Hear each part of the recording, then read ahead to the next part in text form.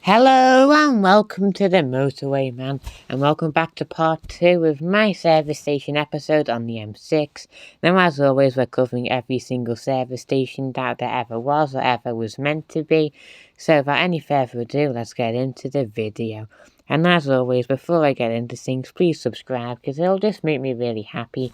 And I'm sure you want to make me happy, so yeah, please subscribe because, it'll make me happy. And while you're down there, give the video a good old thumbs up. I'd really appreciate that. But anyway, let's get on with things. Oh, yeah, and by the way, just a quick reminder, this is the part 2 episode, so if you haven't seen part 1, please check it out already, or check out any of my other motorways I've done in this series, because I have done quite a few. But anyway, let's get into the video. So, you may remember that last time we got up to limb services, so we'll be continuing our journey from there with our next stop of the day, being the Unbuilt Woolston services. Woolston was proposed in 1993, but eventually refused in 2001 following a public inquiry, so we must move on to Winwick services. Winwick was proposed to be at junction 22 of the M6, and Winwick was first proposed as a potential service station back in 1994, and it was actually supposed to be very big, but unfortunately it was never built due to it being refused on appeal in 2002. So next, we would have to move on to Newton-le-Willows services. Now, Newton-le-Willows services was proposed way back in 1963 to be on the M6 between junctions 22 and 23. Now, due to the site being planned and designed back in the 1960s, it's fair to say that safety regulations have come on a lot since then, so Newton-le-Willows services was never built due to its design being too far old-fashioned and pretty much unsafe by modern standards. Now, next up is Haydock Island services. Not fully sure if it counts, but it is technically a service station, so I'd include it anyway. Not much to see here, to be honest, but it's good for filling up your car with petrol. So next up is Charnock Richard services. Charnock Richard is a very old service station, opening back in 1963 when the M6 opened.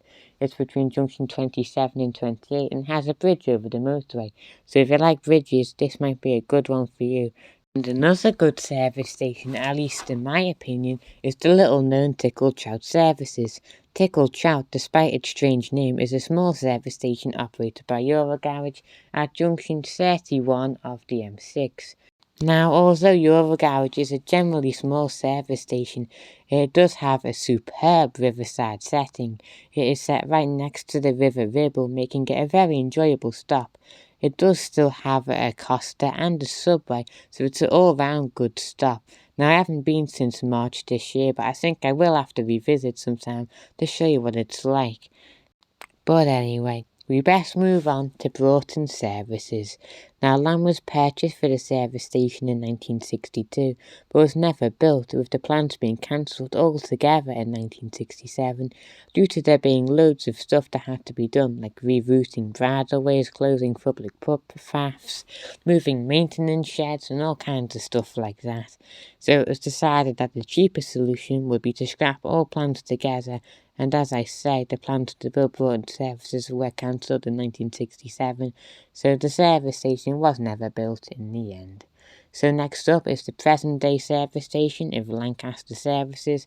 Now, Lancaster is very famous and well known in the service station community for having the Pennine Tower and loads of interesting good stuff like that as well. It's got a great history, and you can learn all about it in my service station tour of Lancaster Services. But again, Lancaster is probably most famous for its wonderful Pennine Tower, which you can see right there. Okay, so next up is Carnforth Truck Stop at junction 35. Now, Carnforth is operated by Truckhaven and is one of the last remaining independent truck stop across the UK, so it's actually really rare. Now, Carnforth is not the UK's best truck stop, nor the best one I've been to, but it is certainly worth a stop. But a positive is that there are plenty of truck parking spaces, so that's always good. So next we arrive at Burton and Kendal services operated by Moto. Now, although it sounds nice, after all it is close to the Lake District. I've never really liked it here, so I'm sorry, but I just can't recommend it. I know it sounds nice, but when you go there, I'm not sure. You can make your mind up for yourself, but I wouldn't recommend this one. I always find the site quite small and very overcrowded and cramped. So the next service station along would have been Eshrig Services. Now on all of my research I couldn't find any more information on it, so all I know is it was planned to be there, but it's not anymore today. So, however, just a mile up the road we would arrive at Killington Lake Services, one of my favourite service stations. Now in my opinion, although the actual site itself isn't the best, again you can see that at my service station tour of Killington Lake, make sure you watch if you haven't already, what makes this place great is the lake and the surrounding Yorkshire Dales National Park. It's got some of the best views you can get at a service station, and I can't do anything other than recommend this place to you. And again, yeah, if you do want to see what it's like, check out my service station tour. So, after Killington, we would arrive at Junction 38 truck stop. Now, this truck stop is located surprisingly at Junction 38 of the M6, and it is a truck stop. Very, very thoughtful name there, if you ask me. Now, the truck stop is operated by Westmoreland. They are very famous operators, which you can learn about in my service station operators video. And speaking of Westmoreland, next we would arrive at the famous T-Bay Services. Now T-Bay, again, as you probably are aware, is well known for its farm shop and all that kind of good stuff. So yeah, a lot of people like that one. Now there are two sides to T-Bay. I'd recommend T-Bay South. However, T-Bay North is the more famous one, but that tends to make it a bit more busy. Now in T-Bay you can find the likes of arts and crafts, butchers, cheese, fish, all that kind of decent stuff. So yeah, T-Bay, you've got to go just because it's famous, really. So yeah, T-Bay Services, a lot of people's favourite. And after T-Bay, the next site along would be Clifton Services. Now Clifton as a service station never really came to be, as it was decided that the land would be too difficult to acquire and the site would be too large for a service station. After all, the site was double the size of the local village it was named after. Additionally, another service station in the same location was planned. It was called Melkinthorpe Services. Presumably it fell through for the same reasons. Right, so next up is Southwaite Services, the most northern service station on the M6 and the second most northern in England. Southwaite is a very nice service station and fairly big as well, and I do like this one very much. It has a bridge, a good history and plenty of other cool stuff. I would recommend this one. And finally, we come to the most northern stop on our journey along the M6. It's taken us a while, but we did get here. Todd Hill's Rest Area. Todd Hill's Rest Area is the most northern rest area in England and the most northern of all the service stations and rest areas combined. The rest area was operated by Motorway and opened in 2008, and regrettably, it doesn't have that many facilities, but it is kind of what you expect from a rest area. So there we have it, every single service station ever on the M6. Now shortly after we reach the end near to the Scottish border. To learn more about that you should watch my Scottish Motorway in England video. But yeah, there we have it. The M6 continues its journey near to Scotland, and that's pretty much it. So as always, I've got a few facts to finish off, and here they are. And again, like usual, we'll start with the mile averages. So from the start of the motorway to Rugby Services, it's 3 miles. Rugby to Crawley, 14 miles. Crawley to Hilton Park, 28 miles.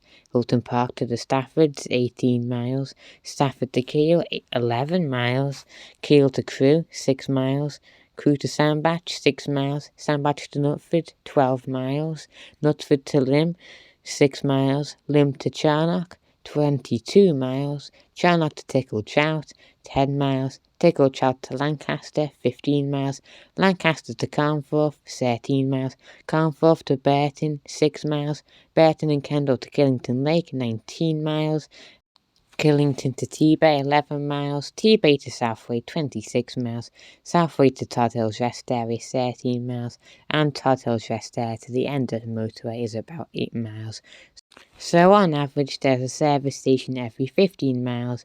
It's suitable for trucks every 13 miles because there's a few extra truck stops, and there's a rest area as there is only one every 233 miles. So unfortunately, if you're a massive rest area fan, you've got a massive drive up the country's longest motorway to get there. So yeah, there we have it. the mile averages. And if you're interested, the M6 is congratulated there for it being within the government's target of a service station every 30 miles, with their average service station showing up every 15 miles. So congratulations M6, well done to you, you're within the government's target, congratulations. And next, to finish off, here's all the service station operators for you. So Rugby's Moto, Crawley's Welcome Break, Hilton Park's Moto, Stafford is operated by both Moto and Roadjeff, North and South, Keel's operated by Welcome Break, Cruise Euro Garage, Sandbach Roadjeff, Knutsford is Moto, Lim is also Moto, Charnock Richard is Welcome Break, Diggle Trout is Euro Garage, Lancaster is Moto, Cardforth Truck Stop is operated by Truckhaven, one of the few remaining independent truck stop operators by the way, Burton and Kendall's by Moto, Killington Lake Roadjeff, D-Bay Westmoreland, Southwaite Moto, Todd Hills Moto, and there we have it. So to summarise, Moto's got the most service stations at 8, Roadcheff's got 3, Truckhaven's got 1 truck stop, Welcome Break has 3, Westmoreland has 2 services and a truck stop, and Euro Garage has 2 service stations also. So there's every operator, every service station, every mile, and there we go, every single service station ever on the M6 motorway. So I hope you enjoyed the video. I mean, I know it's a long one, but as I say, the M6 is our longest motorway, so it was always going to take me a while to get through it. Please make sure you subscribe because it shows me you like the video. Give it a thumbs up if you found it useful for when planning your journey, and then give it a thumbs up also if you enjoyed the history side of things as well. That's all what I'm here for. So yeah, next week, Scotland. We're going to Scotland, visiting a Scottish service station. I am very much looking forward to it, so tune in next Sunday because we're going to have a great time. I'm going to show you around. It's going to be wonderful. So yeah, hope you have a great week. I'm going to have a nice one as well. See you on Sunday for Gretna Green Services coming all the way to you from Scotland. Make sure you get subscribed so you don't miss it. Please subscribe if you enjoyed yourself. Give the video a thumbs up. And until then, I'll catch you in Scotland on Sunday. Have a great week. Have a great day. Give me a thumbs up. Subscribe to the channel. And I shall catch you in the next one. Goodbye.